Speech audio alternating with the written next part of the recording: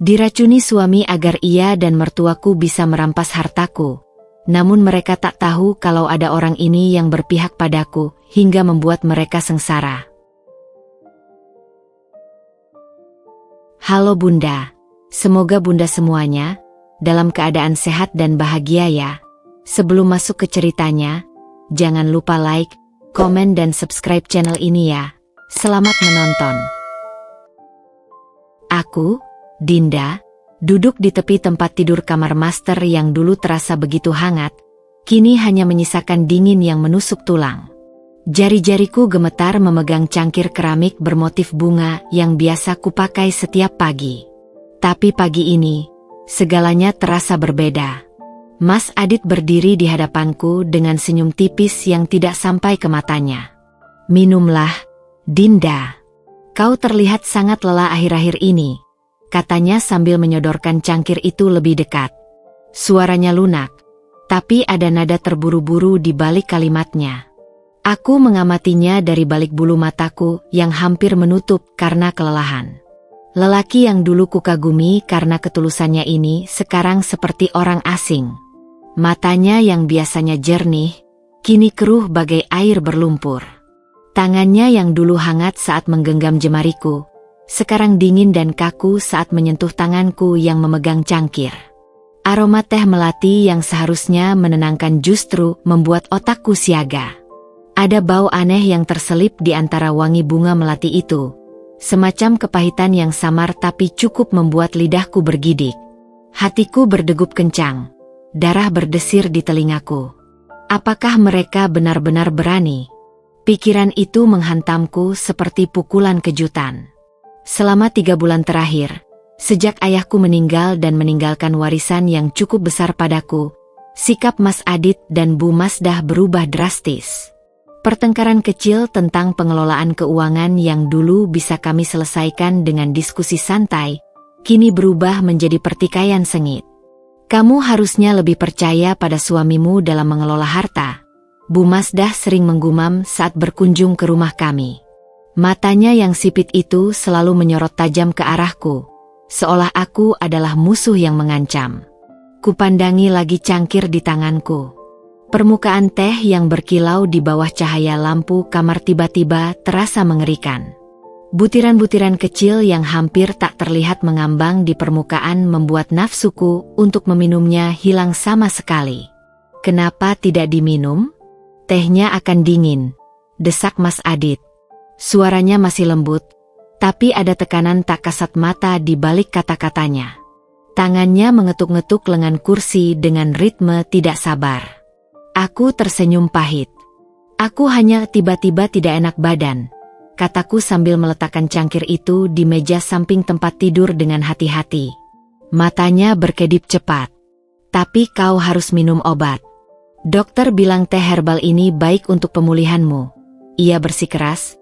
Tangannya kembali mengangkat cangkir itu dan mendorongnya ke arahku. Detak jantungku semakin kencang. "Obat? Pemulihan? Aku sama sekali tidak pergi ke dokter akhir-akhir ini." Kebohongannya yang telanjang ini membuatku yakin ada sesuatu yang sangat tidak beres dengan minuman ini. Di balik senyumku yang dipaksakan, pikirananku berputar cepat. Nenekku dulu selalu memperingatkanku tentang bahaya yang mungkin datang dari orang terdekat. "Dinda, jangan pernah lengah," bisiknya sebelum meninggal. "Dunia ini penuh dengan orang yang bersembunyi di balik senyum manis." Dan sekarang, di depan mataku sendiri, suamiku mungkin sedang mencoba. Tidak, aku tidak bisa berpikir seperti itu. Tapi naluriku yang tajam sejak kecil tidak pernah berbohong padaku. "Baiklah," kataku perlahan, mengambil cangkir itu kembali. Aku berpura-pura menyesapnya, membiarkan cairan itu menyentuh bibirku tanpa benar-benar masuk ke mulutku. "Terima kasih, sayang." Matanya menyipit puas saat aku meletakkan cangkir yang hampir penuh itu kembali. "Istirahatlah, Dinda. Aku akan membiarkanmu sendiri sebentar," ujarnya sebelum meninggalkan kamar dengan langkah cepat. Begitu pintu menutup, aku segera meludahkan cairan yang sempat menyentuh lidahku ke tisu. Rasanya benar-benar aneh, pahit dan logam. Aku meraih botol kecil dari laci tempat tidur, berisi ramuan penawar racun warisan nenek. Dengan tangan gemetar, aku meneguknya habis. Dari balik pintu, aku mendengar bisik-bisik Mas Adit dan Bu Masdah. "Sudah minum?" tanya Bu Masdah dengan suara bergetar. "Hampir semuanya," jawab Mas Adit pendek. "Bagus. Besok kita bisa mulai proses pengalihan asetnya." Air mataku meleleh panas di pipi. Tapi ini bukan air mata sedih. Ini air mata kemarahan. Mereka pikir mereka bisa mengalahkanku. Mereka tidak tahu siapa sebenarnya Dinda. Dengan tekad yang membara, aku mulai merencanakan langkah pertamaku. Jika mereka ingin bermain kotor, aku akan menunjukkan pada mereka arti permainan yang sesungguhnya. Aku menatap lemari pakaian berisi gaun-gaun pengantin yang masih tergantung rapi di bagian paling ujung, tersembunyi di balik deretan pakaian sehari-hari. Warna putih gadingnya sudah sedikit menguning dimakan waktu, tapi masih mampu membangkitkan serpihan-serpihan memori yang dulu begitu indah. "Aku janji akan mencintaimu dalam susah dan senang, Dinda." Kalimat itu bergema di kepalaku, diiringi bayangan Mas Adit yang berdiri gagah di pelaminan 3 tahun lalu. Wajahnya yang teduh, matanya yang berbinar penuh cinta, tangan hangatnya yang menggenggam erat jariku saat cincin kawin meluncur sempurna di jari manisku. Saat itu, aku benar-benar percaya dialah belahan jiwaku. Kubuka album foto pernikahan yang tersimpan di laci meja rias. Setiap lembarannya seperti pisau tajam yang menyayat hati. Di sana ada kami berdua, tersenyum bahagia di bawah hujan bunga. Ada foto kami menyuapi satu sama lain kue pengantin. Mata kami hanya berfokus pada satu sama lain, seolah tak ada orang lain di dunia ini. Tapi yang paling menyakitkan adalah foto bersama ayahku. Beliau berdiri bangga di sampingku, wajahnya bersinar dengan kebahagiaan. "Ayah lega melihatmu bahagia, Nak," bisiknya kala itu sambil menepuk pundak Mas Adit. "Jaga baik-baik putriku." Dan Mas Adit menjawab dengan sungguh-sungguh, "Saya berjanji, Pak. Dinda adalah harta paling berharga dalam hidup saya." Air mata menetes di atas foto itu. "Ayah, andai beliau tahu bagaimana harta berharganya benar-benar diperlakukan sebagai harta yang ingin dirampas." Aku masih ingat betul bagaimana awal mula semuanya berubah. 6 bulan setelah pernikahan kami, Mas Adit mulai sering membicarakan investasi dan pengembangan usaha. "Katakan pada ayahmu untuk mencoba bisnis propertiku, Dinda," pujuknya suatu malam sambil memijat pundakku. "Dia punya jaringan yang luas." Ayahku yang bijak memang akhirnya bersedia membantu, tapi dengan syarat ketat.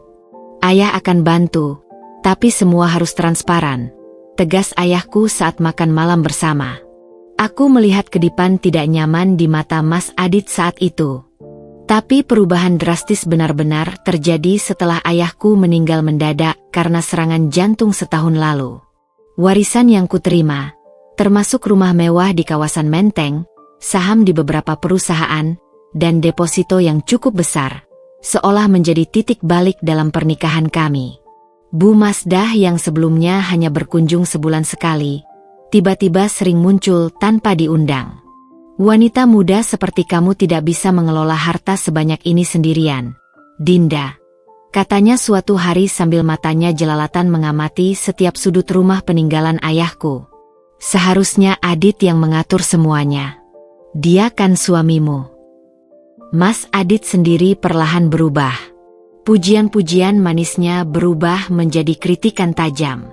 "Kamu tidak mengerti apa-apa tentang keuangan, Dinda. Serahkan saja pada aku," godanya yang dulu lembut kini penuh tekanan.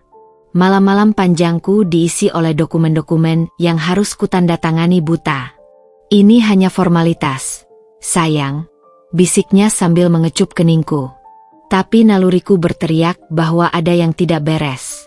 Sampai akhirnya, 2 minggu yang lalu, aku menemukan folder tersembunyi di laptopnya.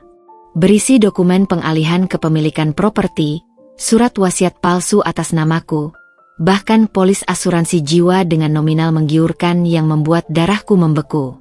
Dan sekarang, mereka berani mencoba meracuniku? Kubanting album foto itu ke lantai. Kaca pelindungnya pecah, menyayat foto kami berdua tepat di tengah. Simbol yang terlalu tepat untuk pernikahan kami yang hancur. Dulu aku percaya cinta itu tulus. Percaya bahwa senyum manis Mas Adit dan sikap penyayang Bu Masdah adalah kemurnian hati. Tapi sekarang aku tahu, semua itu hanya topeng untuk menyembunyikan niat busuk mereka.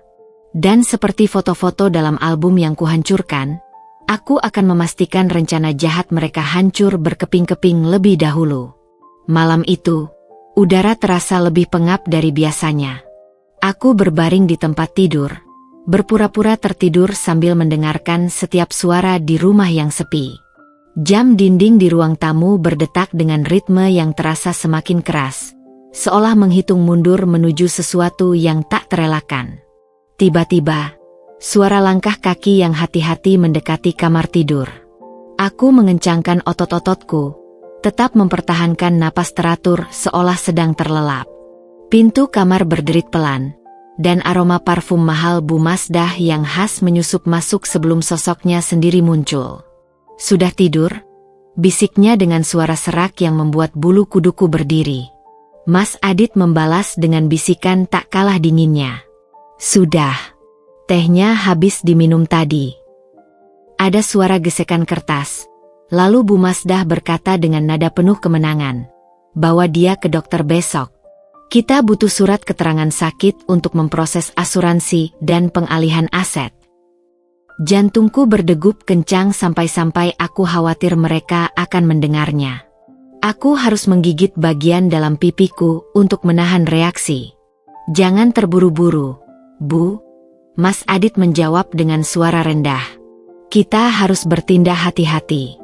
Dia mulai curiga sejak minggu lalu saat menemukan dokumen di laptopku.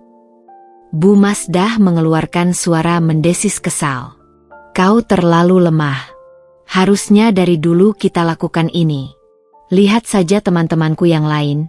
Anak-anak mereka sudah menguasai harta mertua di tahun pertama pernikahan." Aku mendengar suara sesuatu yang keras dijatuhkan ke meja. "Ini semua dokumen yang perlu dia tanda tangani," kata Masdah dengan suara penuh kemenangan. "Surat pernyataan pengalihan hak, surat kuasa, dan ini yang paling penting, surat wasiat." Rasa mual yang tiba-tiba menyerangku hampir membuatku kehilangan kontrol. Aku harus berjuang keras untuk tetap berbaring diam. "Bagaimana kalau dia menolak?" tanya Mas Adit. Suaranya mulai goyah. Bu Masdah tertawa pendek. Suaranya seperti logam berkarat yang saling bergesek. "Kau pikir kita akan memberinya pilihan? Dokterku sudah siap memberikan suntikan khusus besok. Dalam 3 hari, dia akan sakit parah tapi tidak ada yang akan curiga. Dan dalam seminggu..." Suaranya menghilang dalam bisikan yang tak tertangkap, tapi artinya jelas. Aku bisa merasakan keringat dingin mengalir di pelipisku. "Dan harta ayahnya?" desak Mas Adit. "Semua akan menjadi milikmu sebagai suami yang berduka," jawab Bu Masdah dengan kepuasan yang menjijikan. "Sudah kuatur semuanya. Temanku di notaris dan bank sudah siap." Mereka terus berbisik, merencanakan setiap detail dengan kejamnya. Aku mendengar nama-nama properti ayahku disebut satu persatu, bagaimana mereka akan membaginya, bahkan rencana Mas Adit untuk liburan ke Eropa dengan wanita lain yang ternyata sudah lama dia kencani. Tiba-tiba, telepon genggam bergetar. Suara Bu Masdah berubah panik. "Ini dari Raka. Apa yang dia tahu?" "Tenang," Mas Adit membalas cepat. "Adikku itu hanya pengganggu. Dia tidak tahu apa-apa." Tapi suara Bu Masdah semakin tinggi. "Kau yakin? Kalau sampai bocor?" "Sudah kubilang, tidak ada yang tahu," hardik Mas Adit dengan suara yang membuatku terkejut. "Besok semua akan beres. Sekarang ibu pulanglah sebelum ada yang mencurigai."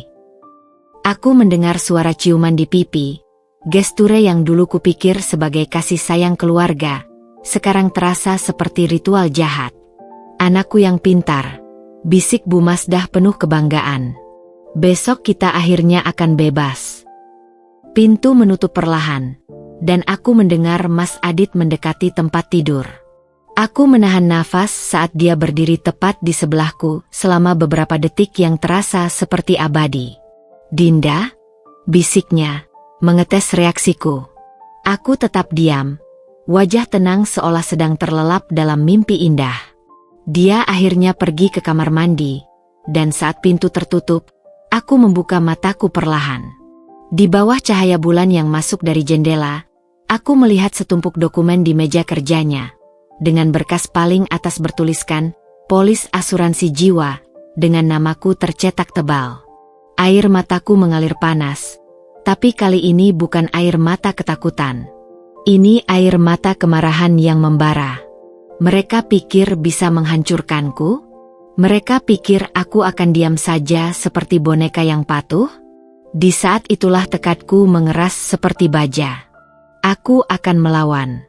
Aku akan menghancurkan mereka seperti mereka berencana menghancurkanku. Tapi tidak dengan cara mereka. Aku akan lebih cerdas, lebih sabar, dan yang paling penting, aku akan memastikan mereka merasakan setiap tetes penderitaan yang mereka rencanakan untukku. Besok pagi, permainan akan dimulai. Dan kali ini, merekalah yang akan terjebak dalam jaring mereka sendiri. Pagi itu, sinar matahari menyelinap melalui celah tirai jendela kamar, menari-nari di atas permukaan cangkir teh yang baru saja diantarkan Mas Adit. Aroma melati yang semerbak bercampur dengan sesuatu yang lebih tajam, lebih menusuk, seperti logam yang teroksidasi. Aku duduk di tepi tempat tidur, memandangi cangkir itu dengan tatapan kosong, sementara Mas Adit berdiri di depan cermin, mengikat dasi dengan cermat. "Kau harus minum itu sekarang, sayang," katanya tanpa menoleh, suaranya halus seperti sutra beracun. "Dokter mengatakan teh herbal ini akan membantumu memulihkan tenaga." Aku mengangkat cangkir itu perlahan, merasakan beratnya di telapak tangan. Uap panas yang mengepul membuat mataku berkaca-kaca. Atau mungkin itu air mata kepedihan yang tak kuizinkan jatuh. "Dokter mana yang mengatakan itu, Mas?" tanyaku, berusaha menjaga suaraku tetap datar. Aku tidak ingat pernah berkonsultasi dengan dokter akhir-akhir ini. Dia berhenti mengikat dasi, bahunya menegang sejenak sebelum akhirnya berbalik dengan senyum yang terlalu lebar untuk disebut tulus. "Dokter yang kukenal dari kantor, sayang. Kau tahu, spesialis kesehatan wanita. Aku berkonsultasi tentang kondisimu yang sering pusing belakangan ini."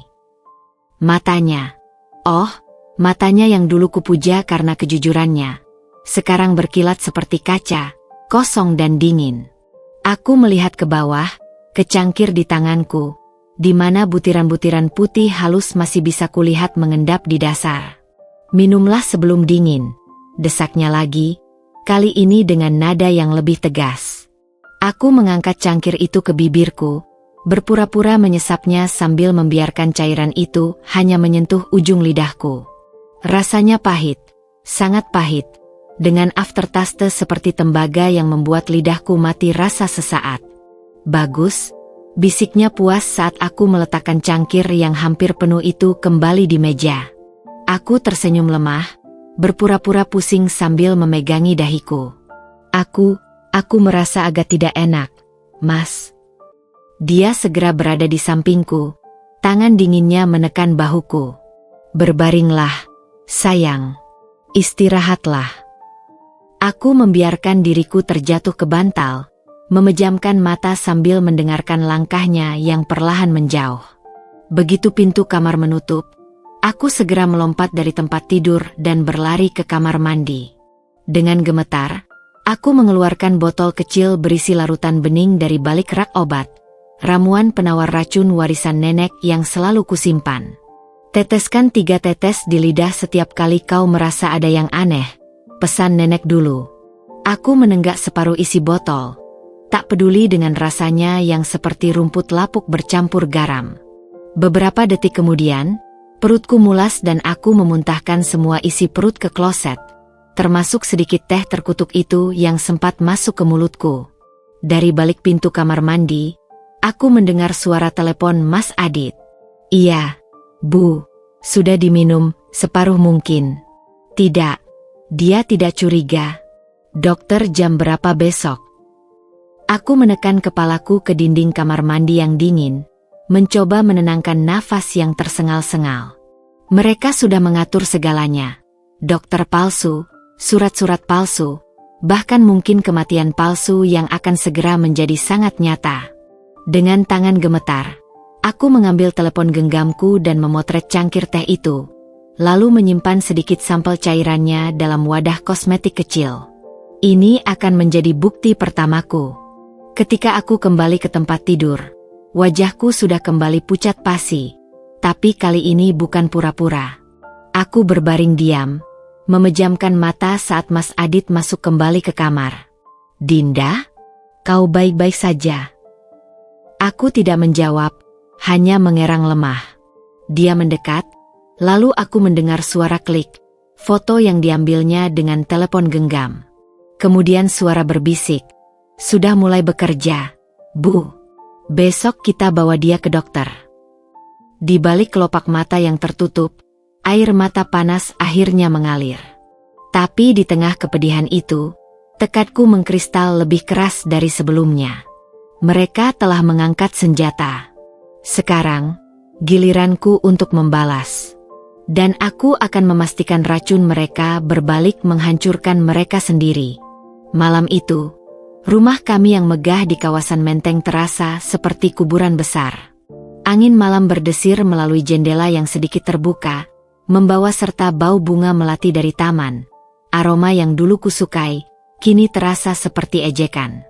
Aku berbaring di tempat tidur, berpura-pura tertidur sambil mendengarkan detak jam dinding yang seolah menghitung mundur detik-detik sebelum rencana jahat mereka dijalankan. Mas Adit sudah baik hati memanggil dokter pribadinya tadi siang setelah aku berpura-pura pingsan usai minum teh racun itu. Dokter palsu itu, seorang pria berjas putih dengan mata kecil yang licik, dengan mudahnya mendiagnosaku mengalami gangguan saraf akibat stres berat dan memberi resep obat penenang yang kuat. "Bawa dia ke rumah sakit besok," bisik dokter itu pada Mas Adit di depan pintu kamar. Suaranya cukup keras sampai kudengar jelas. "Kita perlu melakukan pemeriksaan lebih lanjut." Aku tahu apa arti pemeriksaan lebih lanjut itu. Begitu aku masuk rumah sakit mereka, aku mungkin tidak akan keluar lagi dengan selamat. Sekarang, di kegelapan kamar, aku mendengar suara nafas berat Mas Adit yang sudah terlelap di sebelahku. Perlahan, sangat perlahan, aku membuka mata dan menatap langit-langit kamar. Tubuhku masih lemas, efek samping dari ramuan penawar racun nenek yang kuat, tapi pikiranku jernih dan dingin seperti pisau bedah. Dengan gerakan hati-hati, aku menyentuh laci kecil di meja samping tempat tidur. Jari-jariku yang masih gemetar meraba-raba sampai menemukan apa yang kucari.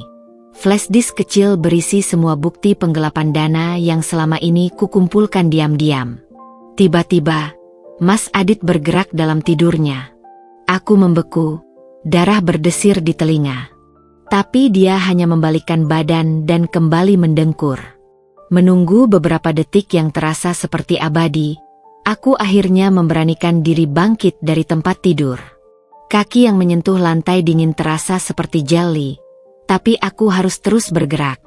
Dengan langkah tertatih, aku merangkak ke arah meja kerjanya di sudut kamar. Cahaya bulan yang masuk melalui jendela memberikan penerangan cukup untuk melihat tumpukan dokumen yang dia tinggalkan di sana. Jantungku berdegup kencang saat melihat dokumen-dokumen itu. Surat pengalihan hak atas rumah ayahku. Formulir pengambilan dana dari rekening investasi atas namaku. Yang paling mengerikan, formulir persetujuan perawatan intensif di sebuah klinik kejiwaan swasta. Tangan-tangan dingin ketakutan merayap di tulang belakangku. Mereka tidak hanya ingin hartaku, mereka ingin memenjarakanku, menyembunyikanku. Di tempat di mana teriakan-teriakanku tidak akan pernah didengar. Dengan cepat, aku memotret semua dokumen itu dengan telepon genggamku. Setiap klik kamera seperti palu godam di kepalaku.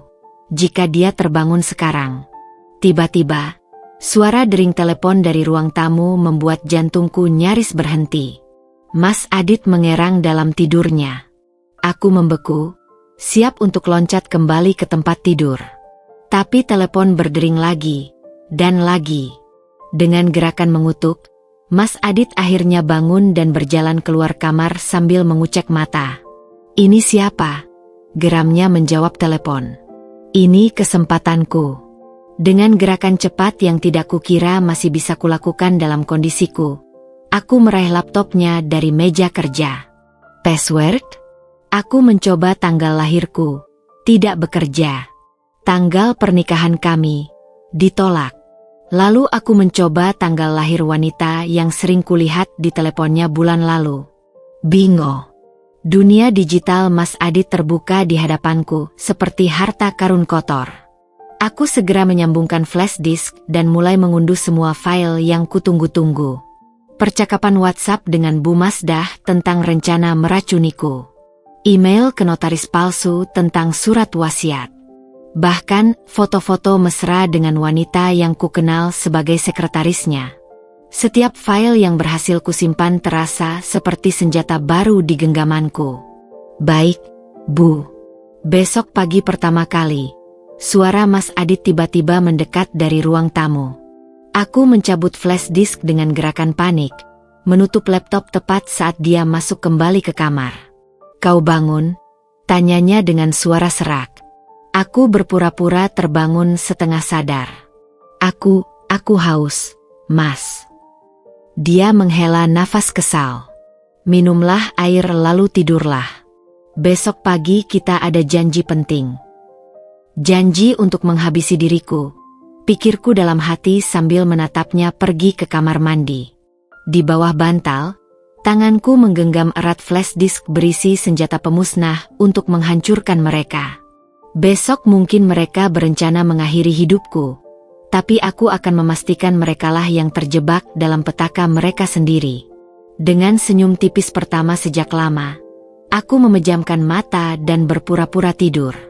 Perang baru saja dimulai. Pagi itu, sinar matahari yang biasanya menyapa dengan hangat justru terasa menusuk melalui tirai jendela kamarku. Aku duduk di depan meja rias, memandangi wajah pucat yang tercermin di cermin. Lingkaran hitam tebal di bawah mataku menjadi bukti malam tanpa tidur yang baru saja kulewati. Tiba-tiba, telepon genggamku bergetar. Pesan dari bank. Notifikasi. Permohonan pengalihan aset senilai 12,8 miliar rupiah dengan nomor transaksi 48921 sedang diproses. Darahku mendidih. Mereka tidak membuang waktu. Tanpa berpikir panjang, aku segera menghubungi customer service bank. "Selamat pagi, saya Dinda Ayunda. Saya ingin membatalkan transaksi nomor 48921. Suara di seberang telepon terdengar ragu. "Maaf, Bu. Transaksi ini sudah diverifikasi oleh suami Anda dengan surat kuasa yang sah." "Surat kuasa palsu?" Seruku hampir tak mampu menahan amarah. Saya tidak pernah menandatangani surat kuasa apapun. Tapi ada tanda tangan dan cap jempol Anda di sini, Bu. Jantungku berdegup kencang. Aku teringat minggu lalu ketika Mas Adit memintaku menandatangani formulir pajak rutin. Pasti itu saat mereka memalsukan tanda tanganku. Aku menarik napas dalam-dalam.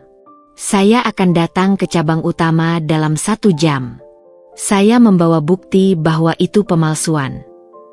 Begitu telepon ditutup, aku segera membuka brankas kecil di balik lukisan ayahku di ruang kerja. Kunci kombinasi berputar di jemariku yang gemetar. 12.28.05. Tanggal pernikahan kami yang sekarang terasa seperti kutukan. Brankas terbuka, dan dadaku sesak. Kotak berisi sertifikat properti ayahku. Kosong. Folder berisi surat-surat saham. Hilang. Bahkan tabungan daruratku dalam bentuk emas batangan lenyap tanpa sisa. Tidak mungkin. Bisikku sambil merogoh sampai ke bagian paling belakang brankas, berharap ini hanya mimpi buruk. Tapi yang kudapati hanya secari kertas kecil dengan tulisan tangan Bu Masdah. Jangan cari yang bukan hakmu lagi, Dinda. Keluarga kami yang akan mengurus semuanya sekarang. Aku terjatuh ke lantai, punggungku menempel dingin di dinding. Mereka telah merampas semuanya dengan licik, sementara aku sibuk berpura-pura sakit untuk mengelabui mereka. Ironi yang begitu pahit. Dari luar, suara langkah kaki mendekat. Aku cepat-cepat menutup brankas dan berdiri tepat saat Mas Adit masuk dengan segelas jus jeruk di tangannya. Senyum manisnya yang palsu sudah siap di wajah. Sudah minum obat, sayang? Tanyanya sambil menyodorkan jus itu. Aku melihat ke dalam gelas.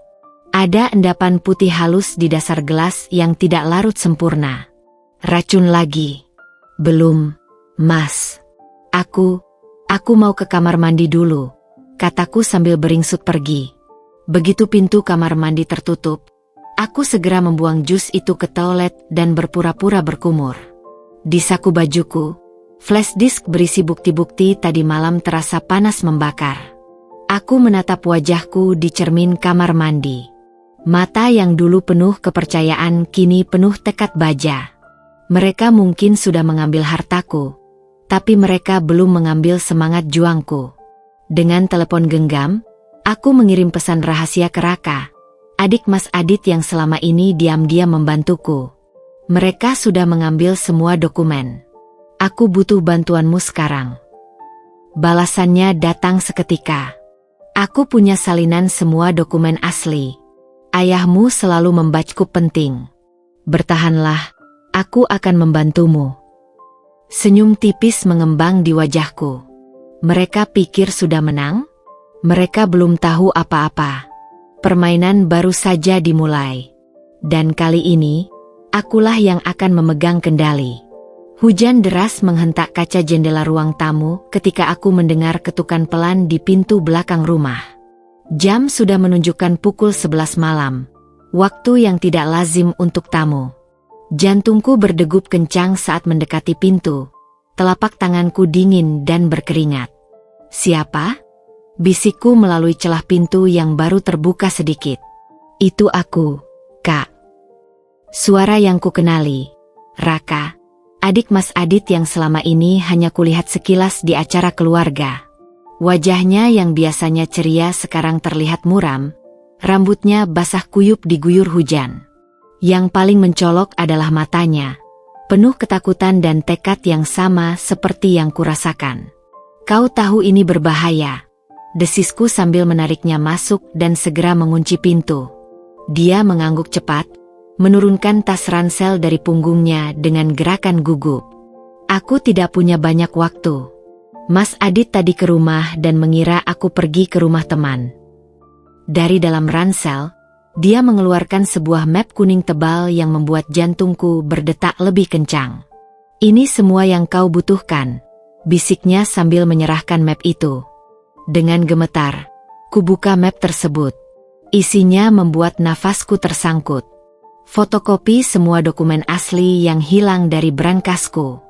Rekaman percakapan antara Mas Adit dan Bu Masdah tentang rencana meracuniku. Bahkan laporan bank tentang aliran dana mencurigakan ke rekening offshore.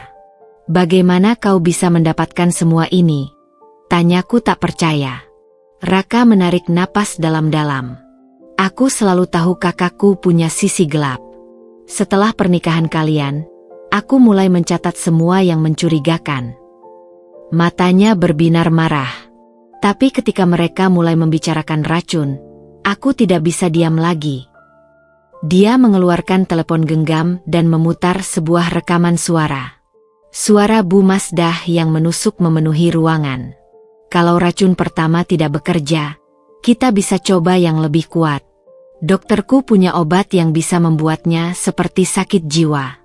Kita bisa masukkan dia ke rumah sakit jiwa. Lalu kita kuasai semuanya. Aku menggigit bibir sampai terasa sakit. Air mata panas mengalir di pipiku. Kenapa kau membantuku? Raka menatapku lurus. Karena ayahku dulu juga meninggal dalam keadaan yang mencurigakan. Suaranya pecah. Aku tidak mau melihat sejarah terulang. Tiba-tiba, teleponnya bergetar. Wajahnya pucat. Dia menyuruhku pulang untuk menemani ibu karena dia mau pulang ke sini. Kak. Dengan gerakan cepat, Raka mengumpulkan barang-barangnya. Simpan baik-baik dokumen ini. Ada nomor pengacara keluarga di dalamnya. Dia bersedia membantu. Sebelum pergi, dia memegang tanganku erat. Hati-hati, Kak. Mereka lebih berbahaya dari yang kau kira. Pintu tertutup pelan, meninggalkanku sendirian dengan map berisi senjata untuk melawan. Aku segera menyembunyikannya di balik panel lantai yang longgar di kamar mandi, tempat yang tidak akan terpikirkan oleh Mas Adit untuk mencari. Tepat saat aku kembali ke tempat tidur, suara kunci berputar di pintu depan terdengar. Mas Adit masuk dengan wajah merah dan bau alkohol menyengat. Kau masih bangun? Tanyanya dengan suara kasar. Aku berpura-pura baru terbangun. Aku haus. Dia menghela napas kesal. Minum sendiri. Aku capek. Saat dia masuk ke kamar mandi, aku mendengar suara teleponnya berdering. Suara Bu Masdah yang keras terdengar jelas. Pastikan besok dia minum obat itu. Dokter sudah siap menerima. Aku mengepalkan tangan di bawah selimut. Besok mereka berencana membawaku ke dokter untuk dimasukkan ke rumah sakit jiwa. Tapi yang tidak mereka tahu, aku sekarang punya pasukan dan senjata untuk melawan. Ketika Mas Adit sudah mendengkur keras, aku mengeluarkan telepon genggam dan mengirim pesan rahasia ke nomor pengacara yang Raka berikan. Saya siap melawan. Mari kita hancurkan mereka. Malam ini, rasa takutku berubah menjadi tekad baja. Mereka mungkin punya racun dan tipu muslihat, tapi aku punya kebenaran di pihakku. Dan besok akan menjadi awal kehancuran mereka. Pagi itu, sinar matahari yang menyinari kamar tidur terasa ironis, terlalu cerah untuk hari di mana nyawaku terancam. Aku duduk di tepi tempat tidur dengan pura-pura pusing, mengerang pelan sambil memegangi dahiku. Mas Adit sudah berdiri di depan cermin, mengikat dasi dengan rapi, sesekali melirikku melalui bayangan cermin. Kau harus bersiap, Dinda, ujarnya dengan nada yang berusaha lembut tapi gagal menyembunyikan kegelisahan. Janji dengan dokter pukul 9. Aku mengangguk lemah, sambil diam-diam mengamatinya. Ada sesuatu yang berbeda pagi ini, sebuah tas kecil berisi obat-obatan yang biasanya tidak dibawanya. Dan cara matanya terus mengawasi setiap gerakanku seperti penjaga penjara. Baik, Mas, jawabku dengan suara parau yang sengaja kubuat lemah. Aku hanya masih pusing sekali. Dia segera menghampiri, tangannya yang dingin menyentuh dahiku. Memang karena itu kita harus ke dokter, sayang. Matanya berbinar aneh saat mengatakan itu. Dia spesialis terbaik di Jakarta. Sudah mengobati banyak pasien dengan kondisimu. Pasien dengan kondisiku. Aku hampir tersedak mendengar istilah itu. Mereka benar-benar berusaha membuatku terlihat gila. Dengan gemetar yang kusengaja, kuambil gelas berisi obat yang dia siapkan. Cairan bening itu terlihat tidak berbahaya. Tapi aku tahu ini bagian dari rencana mereka. Aku berpura-pura minum, membiarkan cairan itu mengalir di antara bibirku yang terkunci rapat, lalu dengan cepat menyeka mulutku dengan tisu, menyimpan sedikit sampel untuk bukti nanti. Bagus, bisiknya puas. Sekarang ganti bajumu. Aku sudah menyiapkan yang nyaman untukmu. Dia mengeluarkan sebuah baju santai berwarna pudar dari lemari, bukan pakaian mahal yang biasa ku kenakan, melainkan sesuatu yang mirip seragam pasien rumah sakit jiwa. Saat aku berganti pakaian di kamar mandi, telepon genggamku bergetar diam-diam. Pesan dari Raka. Semua sudah siap. Pengacara dan polisi akan menunggu di klinik. Bertahanlah sampai di sana. Jantungku berdegup kencang. Ini saatnya. Ketika kami berjalan menuju mobil, aku memperhatikan Bu Masdah sudah menunggu di kursi depan dengan senyum puas. Dinda, sayang, sapanya dengan nada manis yang membuat perutku mual. Jangan khawatir, kita akan merawatmu baik-baik. Aku hanya mengangguk, sambil berpura patuh menggenggam erat tas kecil berisi flash disk bukti-bukti dan telepon genggam yang sudah kusiapkan. Perjalanan ke klinik terasa seperti prosesi menuju tiang gantungan. Mas Adit terus mencuri pandang ke arahku melalui kaca spion. Sementara Bu Masdah asyik berbicara di telepon dengan seseorang yang dia sebut dokter.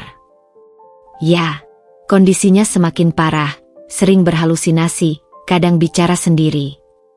Bisiknya, memelintir fakta dengan mudahnya. Aku menatap keluar jendela, menyaksikan jalanan Jakarta yang sibuk. Ini mungkin terakhir kalinya aku melihat dunia luar sebagai orang merdeka. Atau ini akan menjadi awal pembalasan dendamku. Ketika mobil berbelok memasuki gerbang sebuah klinik mewah di kawasan Menteng, dadaku sesak. Bangunan putih yang terlihat steril itu lebih mirip penjara daripada tempat penyembuhan. Kita sampai, ucap Mas Adit dengan nada gembira yang tidak wajar. Aku menarik napas dalam-dalam. Saatnya memainkan peran terbaik dalam hidupku. Dengan langkah gontai dan tatapan kosong yang kupelajari dari film-film, aku membiarkan mereka membimbingku masuk ke lobi klinik. Seorang pria berjas putih, yang pasti, dokter, itu, langsung menyambut dengan senyum terlalu ramah. Ah, Ibu Dinda yang saya dengar banyak, sambutnya sambil memandangku dengan tatapan diagnostik yang dingin. Mari kita ke ruang pemeriksaan. Mas Adit dan Bu Masdah mengiringi dengan langkah percaya diri. Mereka tidak tahu bahwa di saku bajuku, jemariku sudah menekan tombol rekam di telepon genggam. Dan ketika pintu ruang pemeriksaan tertutup, aku melihat sesuatu yang membuat hatiku berdebar lega. Sebuah kamera pengintai kecil di sudut langit-langit, dan tanda samar dari kepolisian yang hanya bisa ku kenali karena peringatan Raka. Permainan sandiwara mereka akan segera berubah menjadi bumerang. Dan aku tidak sabar melihat wajah mereka ketika menyadari telah terjebak dalam jaring sendiri. Dengan senyum pasien yang tidak waras, sempurna, aku mengikuti sang dokter ke dalam ruangan, siap untuk membalikkan takdir. Ruangan dokter itu lebih menyerupai ruang interogasi daripada ruang konsultasi medis. Dinding putih tanpa hiasan, hanya dihiasi oleh poster anatomi tubuh manusia yang terlihat sudah usang. Kursi pasien yang mereka tawarkan padaku terbuat dari logam dingin, dengan tali pengikat yang sengaja tidak mereka sembunyikan di bawahnya. Duduklah, Ibu Dinda, ujar sang dokter dengan suara yang terlalu lunak untuk seseorang yang matanya tak pernah tersenyum. Namanya terpampang di pelang kecil di meja. Dr. Felix Wijaya, SPKJ. Aku berpura-pura limbung saat duduk, sambil diam-diam memastikan tombol rekam di telepon genggam di saku bajuku masih aktif. Mas Adit dan Bu Masdah duduk di kedua sisiku seperti penjaga yang waspada. Menurut suami dan mertua ibu mengalami gejala gangguan psikotik sejak 2 bulan terakhir. Dr. Felix mulai, pena siap di atas berkas yang sudah terisi sebagian. Aku melihat sekilas dokumen itu, formulir penerimaan pasien dengan diagnosis awal, skizofrenia paranoid, yang sudah tercantum sebelum pemeriksaan dimulai. Bu Masdah segera menyela. Dia sering bicara sendiri. Dokter. Terlihat ketakutan tanpa alasan. Kadang sampai tidak bisa membedakan mimpi dan kenyataan. Suaranya gemetar seolah sedang menahan tangis, tapi matanya tetap kering. Mas Adit menambahkan dengan wajah pura-pura sedih. Kemarin dia sampai mengira saya mau meracuninya, dokter. Padahal hanya memberinya obat penenang biasa. Dr. Felix mengangguk-angguk seolah memahami, tanpa pernah sekalipun menanyakan langsung padaku. Penanya terus mencoret-coret di formulir. Kami sarankan perawatan inap selama minimal 3 bulan, ujarnya tiba-tiba. Dengan kondisi seperti ini, bisa membahayakan diri sendiri atau orang lain. Tangan mereka bertiga bergerak cepat. Mas Adit mengeluarkan setumpuk dokumen dari tasnya. Surat kuasa pengobatan yang sudah ditandatangani, palsu, formulir asuransi, bahkan surat pernyataan dari keluarga yang menyetujui perawatan intensif. Saat itulah pintu ruangan terbuka dengan kasar. Tampaknya ada yang terburu-buru mendiagnosa tanpa pemeriksaan yang memadai. Suara itu membuat ketiga orang itu berbalik kaget. Seorang pria tinggi berjas hitam berdiri di ambang pintu, wajahnya dingin tapi penuh wibawa. Di belakangnya, 2 orang berseragam polisi dan seorang wanita dengan ID Dinas Kesehatan. "Pepak Handoko," gagap Mas Adit. Wajahnya tiba-tiba pucat. "Aku mengenali nama itu. Pengacara keluarga ayahku yang selama ini menjaga dokumen-dokumen penting." Pengacara itu melangkah masuk, melemparkan sebuah amplop coklat tebal ke meja Dr. Felix. Surat perintah penggeledahan dan pemblokiran rekening. Serta, matanya menyapu ke arahku dengan pandangan yang tiba-tiba hangat. Surat kuasa penuh dari Nyonya Dinda Ayunda yang sah. Bu Masdah langsung meledak. Ini tidak benar. Dia tidak kompeten secara mental untuk memberi kuasa. Wanita dari Dinas Kesehatan maju ke depan. "Kami punya rekaman video dari kamera pengawas ruangan ini sejak tadi." Dia mengangkat tablet yang menampilkan rekaman Bu Masdah dan Mas Adit membayar Dr. Felix di parkiran tadi pagi. Dan hasil lab membuktikan ada zat trihexyphenidyl dalam sampel obat yang diberikan pada Nyonya Dinda, zat yang bisa menyebabkan halusinasi jika dikonsumsi berlebihan. Dr. Felix langsung berubah sikap. "Saya hanya diminta memberikan konsultasi. Saya tidak tahu apa-apa tentang racun." Kekacauan pun terjadi.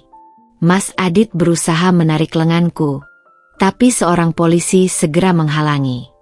Bu Masdah menjerit-jerit sambil mencoba meraih dokumen di meja. Di tengah keributan itu, Pak Handoko membantu aku berdiri. "Kita pergi dari sini, Bu.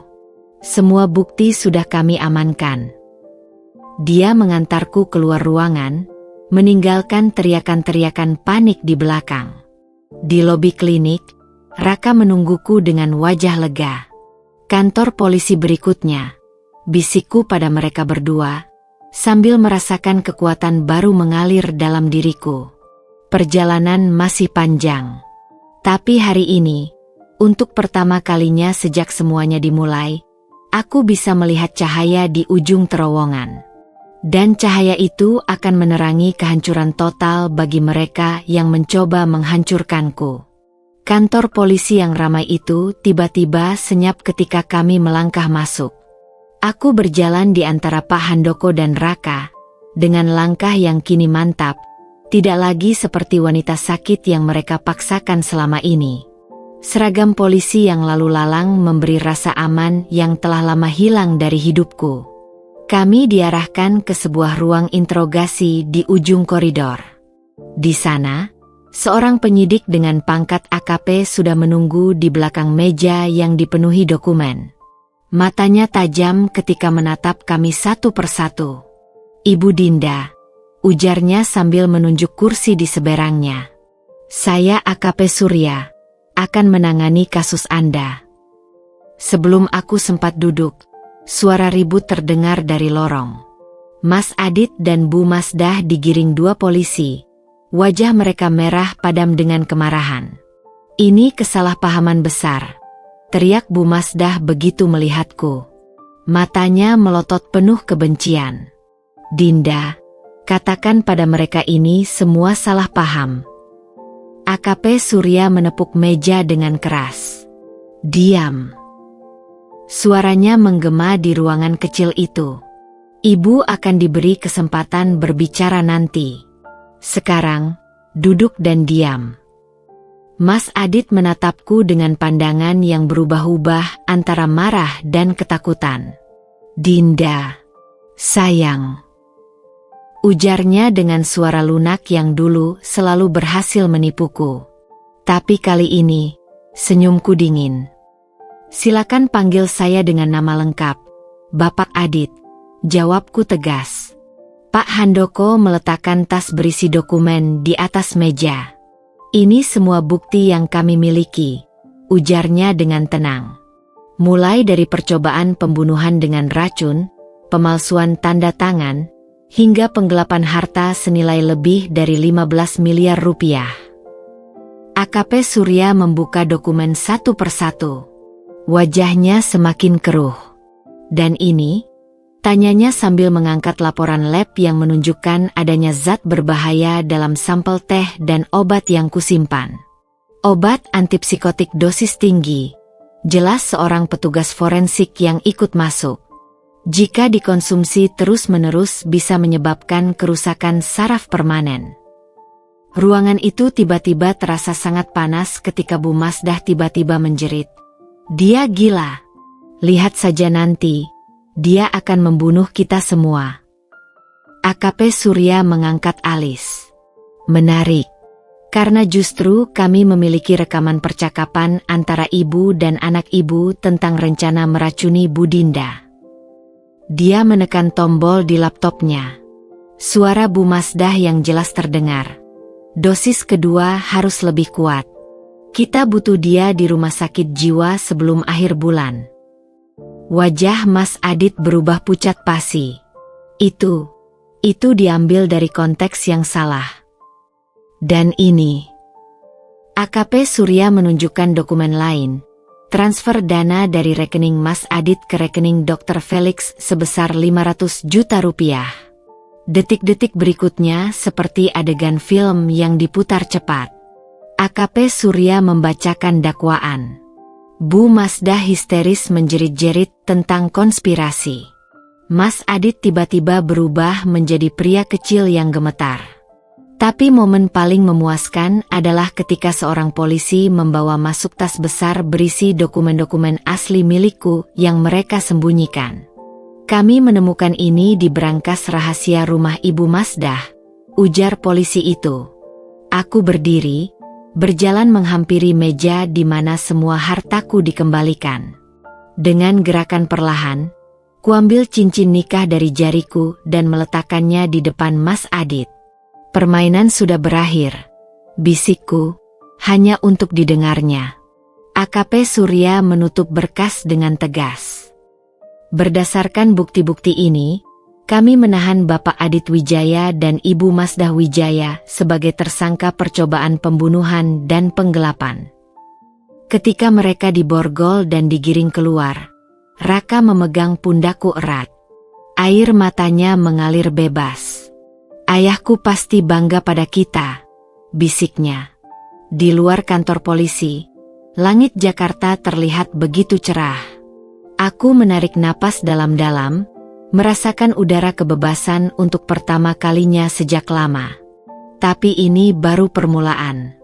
Pengadilan masih menanti.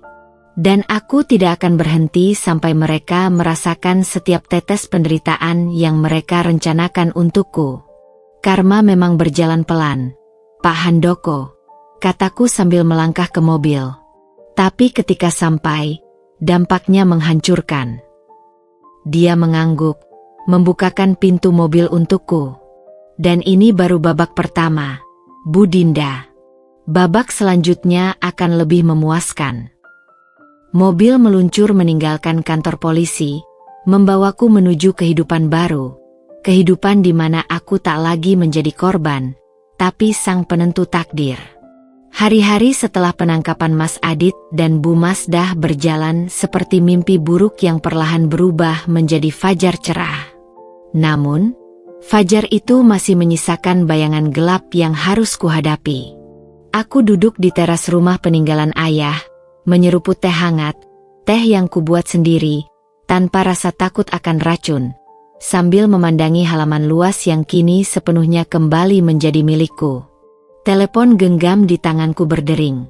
mengingatkanku pada pertemuan penting hari ini dengan Raka. Dia datang tepat waktu, wajahnya yang biasanya cerah kini tampak muram, dengan lingkaran hitam di bawah mata yang menunjukkan betapa sedikit ia tidur semalam. "Kak," sapanya dengan suara serak, tangannya menggenggam erat sebuah map coklat tebal. "Ada sesuatu yang harus kau lihat." Duduk di depanku dengan tubuh yang tegang, Raka membuka map itu dengan gemetar. Isinya membuat nafasku tersendat. Foto-foto lama keluarga mereka, dokumen notaris, dan beberapa surat yang sudah menguning. "Aku menemukan ini di berangkas rahasia ayahku," bisiknya, jarinya menunjuk sebuah surat wasiat. "Ayah sebenarnya sudah mempersiapkan ini sejak lama." Aku mengambil dokumen itu dengan hati-hati. Surat wasiat itu menyatakan bahwa seluruh harta keluarga Wijaya seharusnya dibagi rata antara Mas Adit dan Raka. Namun yang membuatku terkejut adalah catatan tambahan di bagian bawah. Jika sesuatu terjadi padaku secara tidak wajar, hak Adit atas warisan dicabut sepenuhnya. "Ayahku meninggal mendadak, Kak." Raka mengangkat wajahnya, matanya berkaca-kaca. "Dokter menyebutkan serangan jantung, tapi..." Dia mengeluarkan sebuah laporan lab yang disimpan di antara dokumen-dokumen lain. "Aku menyimpan sampel darah ayah selama ini. Dan ini hasil tes independen yang kulakukan diam-diam." Aku membaca laporan itu dengan mata yang semakin membesar. Tingkat digosin dalam darah jauh melebihi dosis normal. "Racun," bisikku ngeri. Raka mengangguk pelan. Air matanya jatuh di atas foto ayahnya yang tersenyum bahagia. "Selama ini aku hanya punya firasat. Tapi setelah melihat apa yang mereka lakukan padamu..." Suaranya pecah. "Aku yakin Mas Adit dan Ibu terlibat dalam kematian ayah." Angin pagi tiba-tiba terasa menusuk tulang. Aku menarik selimut lebih erat di pundak, mencerna informasi mengerikan ini. Selama ini aku mengira mereka hanya mengincar hartaku. Ternyata ini pola yang sudah mereka ulangi. "Kita harus membawa ini ke penyidik," kataku, menggenggam tangan Raka yang dingin. Dia menggeleng pelan. "Belum. Aku menemukan sesuatu yang lebih buruk." Dengan napas berat, dia mengeluarkan sebuah rekaman suara dari tasnya. Ini dari telepon ibu yang kuretas. Rekaman itu memutar suara Bu Masdah yang sedang berbicara dengan seseorang bernama Dr. Hartono. "Pastikan anak kedua itu tidak mencurigakan apapun. Kalau perlu, siapkan kecelakaan, seperti yang kita lakukan pada suamiku dulu." Aku menjerit kecil. "Mereka juga ingin membunuhmu?" Raka tertawa pahit. "Aku selalu menjadi anak yang tidak diinginkan, Kak, karena aku mewarisi sikap ayah yang jujur." Telepon genggamku berbunyi. Pesan dari Pak Handoko. Hasil audit keuangan menunjukkan aliran dana tidak wajar dari perusahaan keluarga ke rekening pribadi Bu Masdah selama 5 tahun terakhir. Nilainya mencapai 28 miliar. Aku menatap Raka, melihat bayangan kesedihan yang sama dalam matanya. Kami berdua adalah korban dari keserakahan yang sama. Kita harus menghentikan mereka, bisikku, menggenggam tangannya erat. Tapi Raka menggeleng. Aku sudah bicara dengan pengacaraku. Dengan semua bukti ini, mereka tidak akan bisa lolos lagi. Matanya tiba-tiba berbinar dengan tekad baru.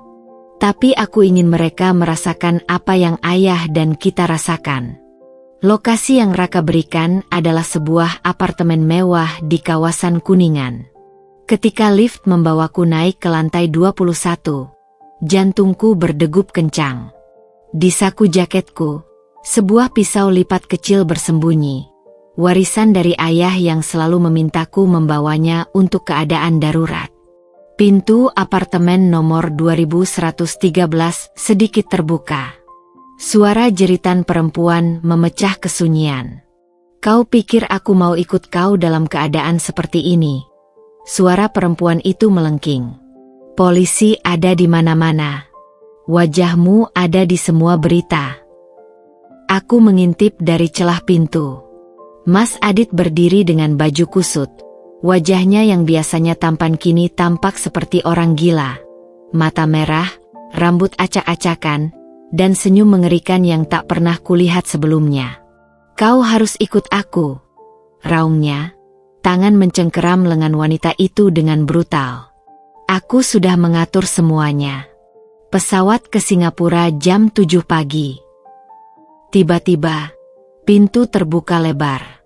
Raka berdiri di ambang pintu. Wajahnya pucat tapi penuh tekad. Sudah cukup, Mas, ujarnya dengan suara yang anehnya tenang. Mas Adit terkejut. Lalu tawa histerisnya menggema di ruangan apartemen yang sempit. Raka? Adik kecilku yang pengecut. Dia mendorong wanita itu dan melangkah mendekat. Kau datang untuk apa? Ikut menghancurkan hidupku lebih jauh.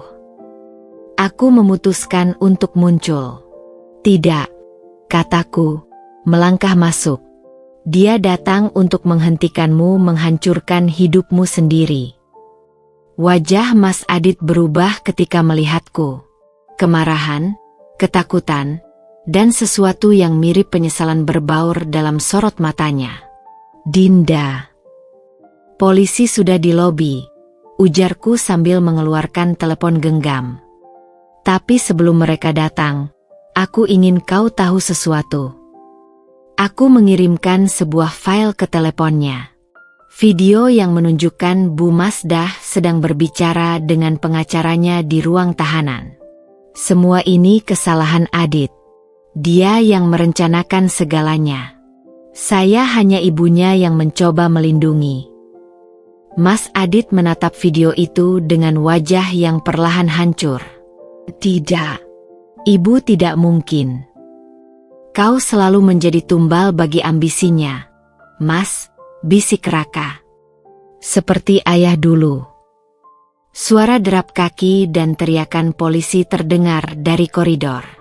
Mas Adit tiba-tiba berlari ke balkon.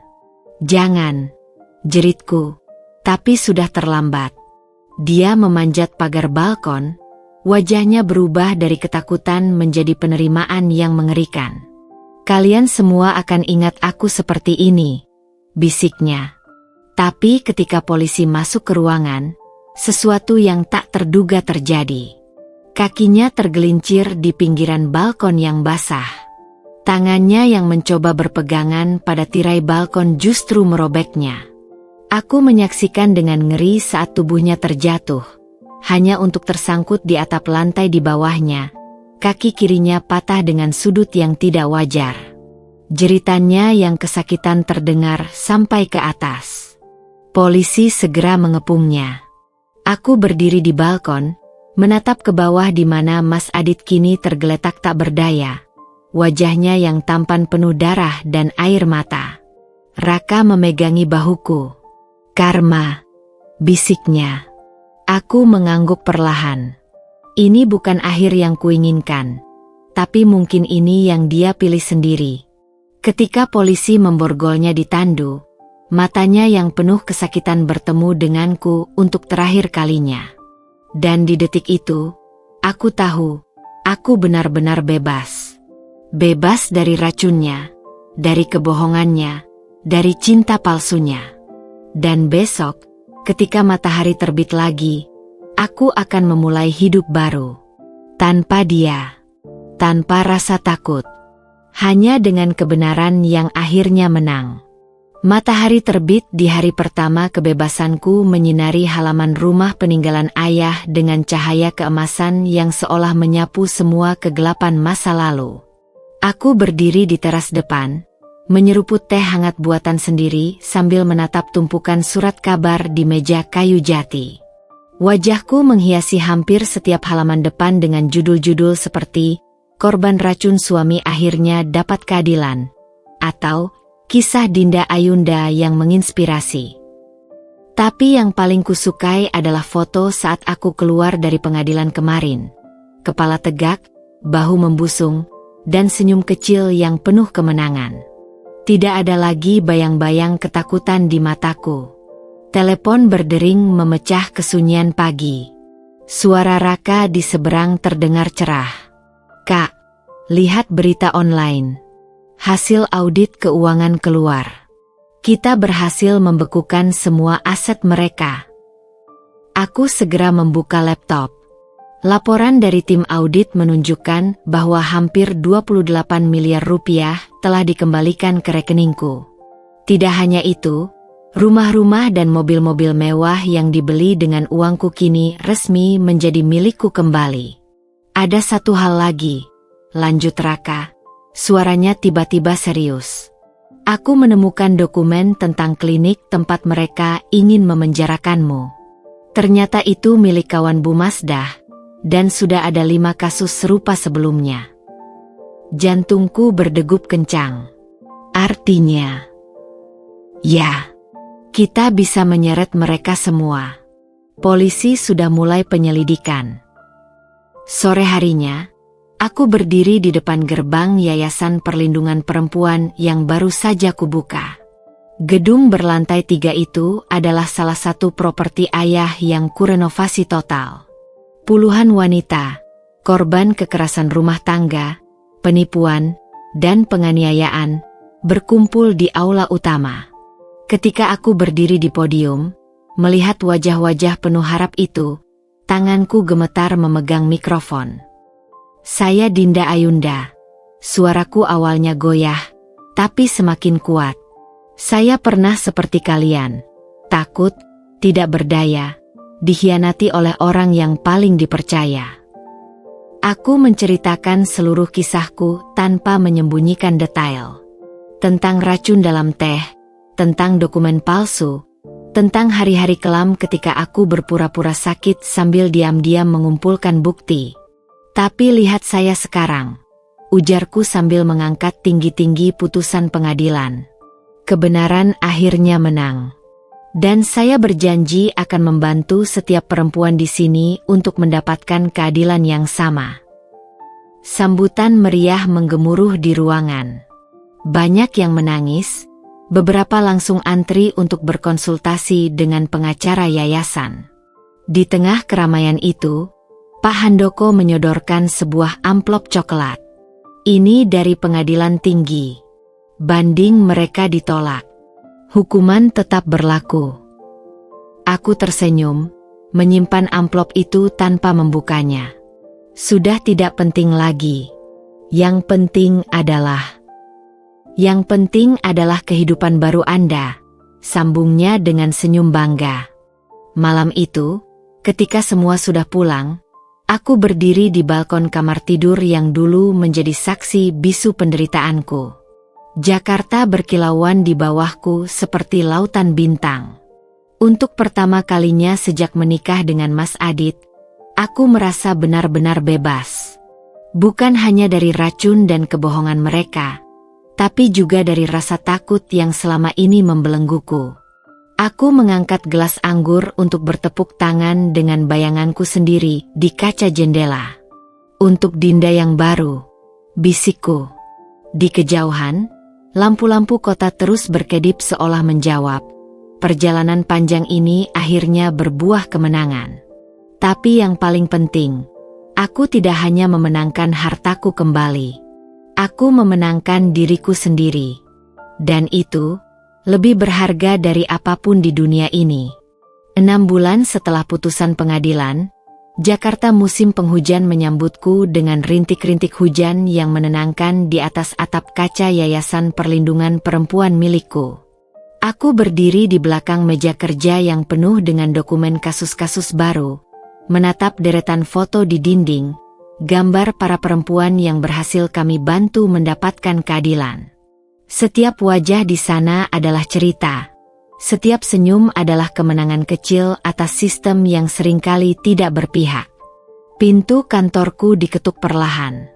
"Bu Dinda, ada tamu untuk Anda," ujar Sari, asistenku. Aku mengangkat kepala, Tidak menyangka akan melihat Arga Wijaya, sepupu jauh Mas Adit yang selama ini menjadi salah satu pendukungku dalam keluarga Wijaya, berdiri di ambang pintu dengan setelan jas abu-abu yang rapi dan seikat bunga anggrek putih di tangannya. "Maaf mengganggu pekerjaanmu," ujarnya dengan suara bariton yang hangat. Matanya, tidak seperti kebanyakan keluarga Wijaya, memancarkan kejujuran yang langsung bisa kurasakan. "Aku lewat sini dan ingin memberitahu bahwa aku akhirnya memutuskan menerima posisi di komisaris perusahaanmu, seperti yang kamu tawarkan bulan lalu." Aku tersenyum, menyapu rambut yang terjatuh di wajah. "Itu kabar baik. Tapi harus dengan bunga." Dia tertawa. Suaranya mengisi ruangan yang selama ini hanya diisi oleh bisikan-bisikan kasus-kasus berat. "Ini untuk merayakan pembebasan aset terakhir yang berhasil kamu dapatkan kembali kemarin. Aku baca di koran." Kami berbincang santai di ruang tamu yayasan. Berbeda dengan keluarganya yang lain, Arga justru membantu mengungkap praktik kotor bisnis keluarga Wijaya. Lelaki berusia 35 tahun ini ternyata memiliki selera humor yang kering dan kecerdasan yang membuat percakapan kami mengalir begitu alami. "Aku selalu tahu Adit bermasalah," ujarnya suatu kali, wajahnya serius. "Tapi sebagai sepupu jauh, aku tidak punya cukup kuasa untuk menghentikannya. Sampai kamu datang dengan bukti-bukti itu." Hujan di luar semakin deras ketika percakapan kami berlanjut hingga sore. Tanpa kusadari, kami sudah berbicara tentang segala hal, dari hobi memasaknya yang tidak terduga, hingga mimpi besarnya untuk membangun sekolah gratis. "Kamu berbeda," ucapku tanpa sengaja. Dia menatapku, mata coklatnya dalam dan penuh arti. "Kamu juga. Kebanyakan orang setelah mengalami apa yang kamu alami akan menjadi pahit. Tapi kamu malah membangun yayasan ini." Teleponku berdering. Panggilan darurat dari rumah sakit tempat salah satu klien yayasan dirawat. Arga segera berdiri. "Aku mengerti kamu sibuk. Tapi..." Dia ragu sejenak. "Apa kamu mau makan malam besok? Untuk membahas rencana pengembangan perusahaan." Ada sesuatu dalam nada suaranya yang membuatku tahu ini bukan sekedar pertemuan bisnis. Tapi yang mengejutkanku adalah betapa nyamannya perasaan itu. "Jam 7? Tanyaku. Senyumnya melebar. "Jam 7. Setelah dia pergi, aku berdiri lama di jendela, menatap hujan yang mulai reda. Jakarta terlihat segar, bersih, seolah dicuci dari segala kotoran. Seperti hidupku sekarang. Sari masuk lagi dengan segelas teh. "Siapa tadi, Bu?" Dia tampan sekali.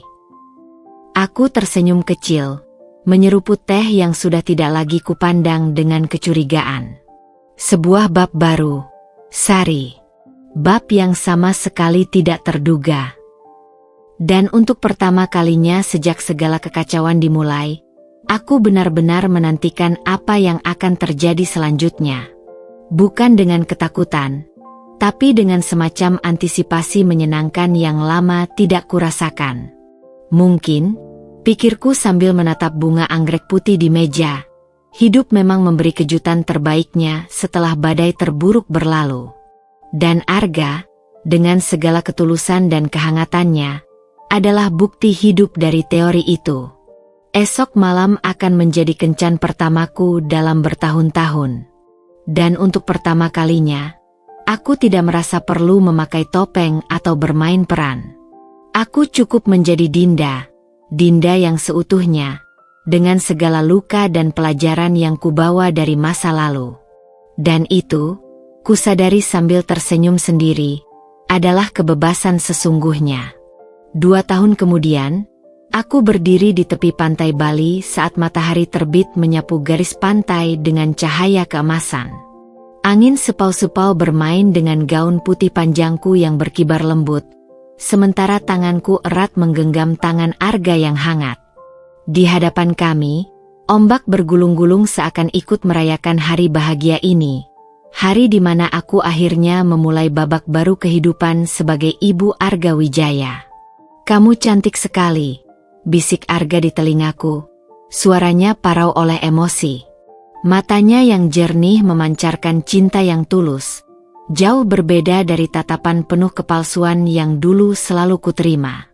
Upacara pernikahan sederhana ini hanya dihadiri oleh orang-orang terdekat, teman-teman seperjuangan dari yayasan, Raka yang sekarang menjadi direktur utama perusahaan keluarga Wijaya, dan beberapa kerabat yang terbukti tidak terlibat dalam konspirasi masa lalu. Tidak ada kemewahan berlebihan, tidak ada pamer kekayaan. Hanya janji suci di antara deburan ombak yang menyaksikan kebahagiaan kami. Saat pertukaran cincin, tanganku sempat gemetar. Cincin emas sederhana itu akan menggantikan bekas luka di jari manisku yang dulu pernah dihiasi cincin pernikahan palsu.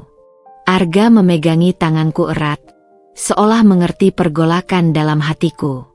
"Aku berjanji akan membahagiakanmu setiap hari, dengan tulus," ucapnya perlahan. Setiap kata terasa seperti mantra penyembuh luka lamaku. Ketika kami dinyatakan sebagai suami istri, sorak-sorai kecil pecah dari tamu undangan. Tapi yang paling menyentuh adalah tatapan bangga dari para perempuan korban kekerasan yang kubantu, mereka yang sekarang menjadi saudara seperjuanganku. Di tengah perayaan, Raka menghampiri dengan segelas sampanye. "Kak, ada kabar terbaru," bisiknya. Wajahnya yang kini lebih dewasa menyungging senyum kecil. Aku mengangkat alis. Raka jarang membicarakan Mas Adit dan Bu Masdah setelah mereka dipenjara. Dia minta pembebasan bersyarat, lanjut Raka sambil menyerahkan amplop coklat. "Tapi lihatlah ini dulu." Kubuka amplop itu berisi kliping koran terbaru. Foto Bu Masdah di penjara dengan wajah yang sudah keriput dan rambut memutih seluruhnya. Artikel itu menceritakan bagaimana dia sekarang tinggal di blok khusus narapidana lanjut usia, sering sakit-sakitan, dan dikabarkan mulai kehilangan ingatan. Halaman berikutnya menunjukkan foto Mas Adit di rumah sakit jiwa, hasil dari gangguan mental yang dideritanya setelah mendengar Bu Masdah mengaku pada penyidik bahwa dialah yang meracuni ayah mereka. "Karma," bisikku, menutup amplop dengan perasaan aneh. Bukan dendam yang kurasakan sekarang, tapi semacam belas kasihan yang jauh dan samar. Arga merangkul bahuku. "Kamu tidak perlu memikirkan mereka lagi. Bab itu sudah tertutup." Dia benar. Ketika matahari semakin tinggi, kami meninggalkan pantai untuk memulai bulan madu. Yayasan akan tetap berjalan di bawah pengawasan Sari, sementara perusahaan-perusahaanku dikelola oleh tim profesional yang kubentuk. Di pesawat menuju Jepang, aku bersandar pada bahu Arga sambil memandang awan-awan putih di luar jendela. Pikiranku melayang pada perjalanan panjang yang telah kulalui. Dari wanita naif yang hampir mati diracun suami sendiri, menjadi sosok yang sekarang percaya pada cinta sejati. "Tidurlah, sayang," bisik Arga sambil menutupiku dengan selimut tipis. "Kita masih punya sisa hidup untuk diisi dengan kebahagiaan." Aku memejamkan mata, tersenyum. Mereka, Mas Adit dan Bu Masdah, mungkin terjebak dalam masa lalu yang kelam. Tapi aku terbang menuju masa depan yang cerah, dengan hati yang akhirnya menemukan kedamaian sejati. Dan di antara semua keadilan yang telah kudapatkan, kebahagiaan inilah yang menjadi balas dendam terbaik. Hidup yang baik, cinta yang tulus, dan kedamaian yang mereka tidak akan pernah bisa rampas lagi dariku. Pesawat menghantam landasan Bandara Soekarno-Hatta dengan sentakan halus, membangunkanku dari mimpi pendek tentang pantai Bali yang masih terasa hangat dalam ingatan.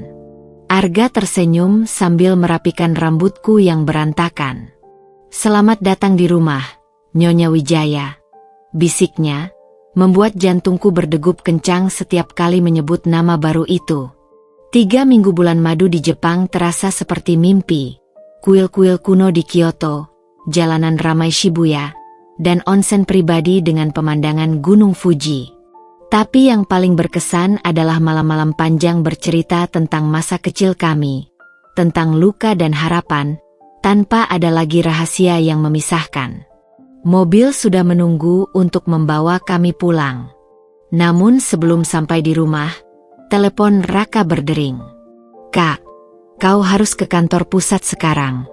Ada sesuatu yang perlu kau lihat." Suaranya aneh, antara gugup dan bersemangat. Kantor pusat perusahaan Wijaya berdiri megah di kawasan Sudirman. Gedung pencakar langit berlantai kaca yang dulu menjadi simbol kesombongan keluarga itu. Ketika Arga dan aku masuk ke ruang rapat utama, Raka sudah menunggu dengan beberapa dokumen tebal dan ekspresi yang sulit kubaca. "Ini," katanya sambil membuka map raksasa di atas meja, "adalah hasil investigasi terakhir kami tentang aliran dana keluarga." Peta kompleks dengan garis-garis merah dan biru terpampang di hadapanku, menunjukkan aliran dana yang rumit selama 10 tahun terakhir. Tapi yang membuatku terkesiap adalah satu nama yang terus muncul. PT Mutiara Hitam, perusahaan bayangan yang ternyata menjadi tempat Bu Masdah menampung uang hasil korupsinya. "Kami melacak sampai ke Singapura dan Kepulauan Kaiman," lanjut Raka, jarinya menunjuk angka terakhir. "Totalnya hampir 300 miliar rupiah. Kak, uang yang seharusnya menjadi warisan ayah untuk kami berdua." Arga bersiul pelan. "Dan sekarang?" Raka tersenyum lebar. "Berdasarkan putusan pengadilan baru kemarin, semua aset ilegal itu dikembalikan kepada ahli waris sah, kepada kita." Ruangan terasa berputar. Angka itu terlalu besar untuk kucerna. Tapi yang lebih mengejutkan adalah dokumen berikutnya yang Raka keluarkan.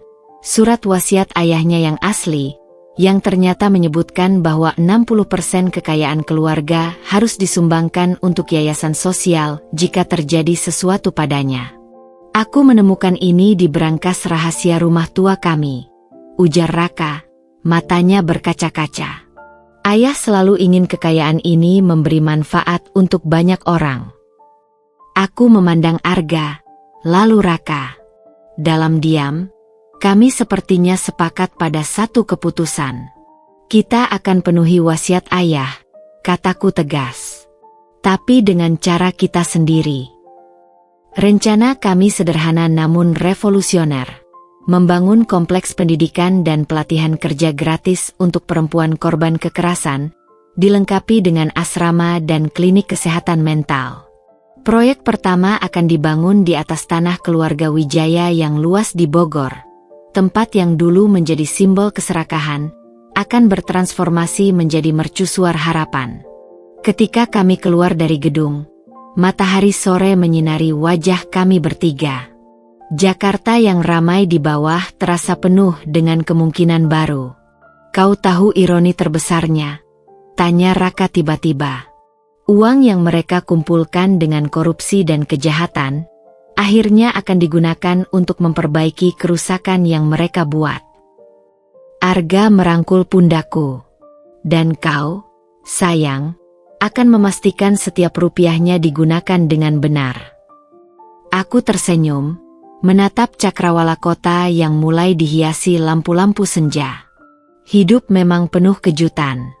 Siapa sangka, dari racun dan pengkhianatan, akan lahir begitu banyak kebaikan? Dan besok, ketika matahari terbit lagi, pekerjaan besar akan dimulai. Bukan untuk membalas dendam, tapi untuk membangun warisan yang jauh lebih abadi daripada sekadar kekayaan. Warisan yang akan mengubah hidup ribuan perempuan lain, seperti hidupku yang telah berubah. 5 tahun kemudian, aku berdiri di podium utama Gedung Putih di Washington DC, menerima penghargaan Global Women's Empowerment Award dari tangan Ibu Negara Amerika Serikat sendiri. Gaun kebaya modern berwarna biru dongker yang kupakai, desainer ternama Indonesia yang merupakan salah satu penerima manfaat yayasanku, berkilauan di bawah sorotan lampu.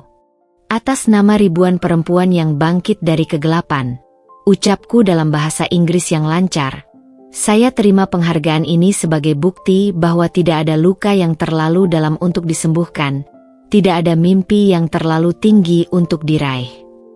Sorak-sorai hadirin bergemuruh. Di barisan depan, Arga tersenyum bangga sambil mengangkat kamera kecil. Kebiasaannya untuk mendokumentasikan setiap momen penting dalam hidup kami. Di sebelahnya, Raka yang sekarang menjadi Menteri Pemberdayaan Perempuan dan Perlindungan Anak melambai-lambaikan bendera merah putih kecil. Ketika turun dari panggung, telepon genggamku bergetar. Pesan dari Sari yang mengelola yayasan di Indonesia. Bu, hari ini klinik kita di Papua resmi dibuka. 50 perempuan pertama sudah datang untuk konseling. Mataku berkaca-kaca membacanya. Klinik itu adalah yang ke-28 di seluruh Indonesia, bagian dari jaringan besar yang kami bangun dengan uang warisan Wijaya. Uang yang dulu diperoleh dengan kejahatan, sekarang menyembuhkan luka-luka yang serupa. Di tengah resepsi megah itu, seorang jurnalis wanita muda menghampiriku. Nyonya Wijaya, apa yang membuat Anda bertahan di saat-saat terberat? Aku tersenyum, memandang ke kejauhan sejenak. Bayangan tentang hari ini, jawabku pelan. Keyakinan bahwa suatu hari nanti, penderitaanku akan memiliki makna yang lebih besar. Malam itu, di kamar hotel mewah kami, Arga memelukku erat sambil kami menatap pemandangan National Mall yang diterangi lampu-lampu. Pernahkah kamu membayangkan akan sampai sejauh ini? Tanyanya. Aku menggeleng. Yang kubayangkan dulu hanyalah bertahan hidup hari demi hari. Tiba-tiba, telepon berdering lagi. Panggilan video dari penjara. Pengawas lapas wanita tempat Bu Masdah menghabiskan hari-harinya. Wajahnya yang sudah sangat tua dan keriput muncul di layar. Matanya kosong dan mulutnya komat-kamit mengucapkan sesuatu yang tidak jelas. Dia sering minta video call seperti ini. Jelas pengawas. Sepertinya ingin meminta maaf, tapi sudah tidak bisa bicara jelas lagi. Aku menatap wajah wanita yang dulu ingin membunuhku itu. Di balik segala kebencian dan sakit hati, yang muncul justru rasa syukur. Tanpa kejahatannya, tanpa penderitaan yang ia timpakan, mungkin aku tidak akan menjadi diriku yang sekarang. Tolong beri dia selimut tambahan, pintaku pada pengawas. Dan pastikan dia mendapat vitamin yang cukup. Arga menatapku takjub. Kamu masih berbaik hati padanya. Aku menghela napas. Ini bukan untuknya. Ini untukku, untuk memastikan hatiku tetap bersih dari kebencian. Keesokan harinya, ketika pesawat kami lepas landas meninggalkan Amerika, aku memandangi awan-awan putih yang membentang tak terbatas. Beberapa baris terakhir dari buku memoir yang sedang kutulis muncul di kepalaku. Hidup akan memberimu racun, tapi hanya kamu yang bisa memutuskan. Apakah itu akan membunuhmu, atau justru menjadikanmu penawar racun bagi orang lain? Arga menggenggam tanganku erat. Apa yang akan kita lakukan setelah ini? Aku tersenyum, menatap cakrawala tanpa batas di depan kami. Melanjutkan perjalanan. Masih banyak perempuan di luar sana yang membutuhkan pertolongan kita. Dan ketika pesawat melesat menembus awan, aku tahu, ini bukan akhir. Ini hanya awal dari kisah yang lebih besar. Kisah tentang Dinda Ayunda Wijaya, perempuan yang mengubah racun menjadi obat, mengubah penderitaan menjadi kekuatan, dan yang paling penting, tidak pernah berhenti percaya bahwa setelah malam yang paling gelap, pasti akan datang fajar yang cerah. 10 tahun setelah penghargaan di Washington, aku duduk di taman belakang rumah kami yang asri di Ubud, Bali, dikelilingi oleh tawariang 2 anak kembar kami, Lintang dan Bulan, yang sedang asyik bermain dengan seekor anak anjing Golden Retriever. Matahari senja menyapu langit dengan warna jingga keemasan, menciptakan siluet sempurna dari pohon-pohon kelapa yang melambai-lambai. Tiba-tiba, telepon berdering. Suara Raka yang sekarang menjadi gubernur Jawa Barat terdengar bersemangat. "Kak, kamu harus lihat ini." Sebuah tautan video masuk ke WhatsAppku. Rekaman itu menunjukkan pembukaan Kampus Perempuan Mandiri ke-15 di Nusa Tenggara Timur. Sebuah kompleks megah tempat ribuan perempuan korban kekerasan mendapatkan pendidikan, pelatihan kerja, dan terapi psikologis gratis. Yang membuat air mataku mengalir adalah ketika kamera menyorot plakat peresmian. Didedikasikan untuk Dinda Ayunda Wijaya, yang membuktikan bahwa dari racun bisa tumbuh bunga-bunga kebajikan. Lintang, putriku yang berusia 8 tahun, memeluk lenganku. "Ibu, itu sekolah ibu ya?" Aku mengusap rambutnya yang ikal. "Bukan sekolah ibu, sayang. Tapi sekolah untuk semua perempuan pemberani seperti kamu nanti." Malam itu, ketika anak-anak sudah terlelap, aku dan Arga duduk di balkon menghadap sawah teras ring yang diterangi lampu-lampu kecil. Di tanganku, secangkir teh hangat, tanpa rasa takut, tanpa bayangan masa lalu. "Pernah terbayangkah olehmu?" tanya Arga sambil memegang tanganku, "bahwa perjalanan kita akan seindah ini?" Aku memandang bintang-bintang yang bertaburan di langit Bali. Tidak pernah. Tapi sekarang aku mengerti. Hidup ini seperti teh pahit yang kita minum dulu. Rasanya mengerikan saat itu, tapi justru membuat kita menghargai manisnya hidup sekarang. Keesokan paginya, ketika kabut tipis masih menyelimuti sawah, aku bangun lebih awal. Di meja kerjaku, ada draft buku terbaru yang sedang kutulis. Dari Racun Menuju Pelangi, sebuah memoir tentang kekuatan perempuan. Halaman terakhir masih kosong. Aku mengambil pena dan mulai menulis. Untuk semua perempuan yang sedang berjuang, percayalah, badai pasti berlalu. Dan ketika matahari muncul kembali, kamu akan menemukan bahwa dirimu yang telah melewati kegelapan itu justru bersinar lebih terang dari sebelumnya. Di luar jendela, Lintang dan bulan sudah bangun, berlarian di antara pohon-pohon sambil tertawa riang. Suara mereka, bersama dengan kicau burung-burung pagi, menciptakan simfoni kehidupan yang sempurna. Aku tersenyum. Inilah kebahagiaan sejati, bukan hanya karena telah menang, tapi karena bisa membagikan kemenangan itu kepada ribuan perempuan lain. Dan seperti pelangi yang selalu muncul setelah hujan, hidupku yang dulu gelap kini dipenuhi warna-warna indah yang tak pernah terbayangkan.